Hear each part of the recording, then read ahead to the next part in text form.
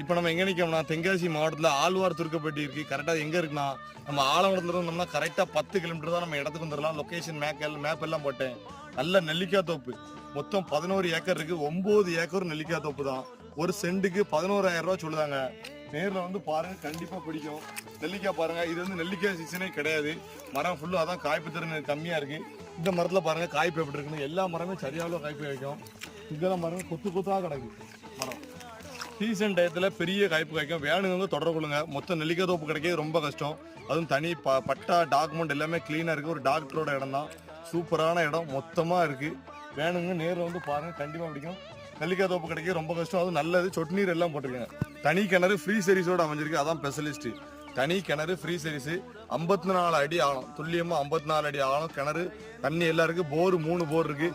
ஈசான முக்கில் வாஸ்துப்படியும் கரெக்டாக போட்டிருக்காங்க. தென்னை மரம் எல்லா மரமும் நிற்கி. பலா மரம், மாமரம் எல்லா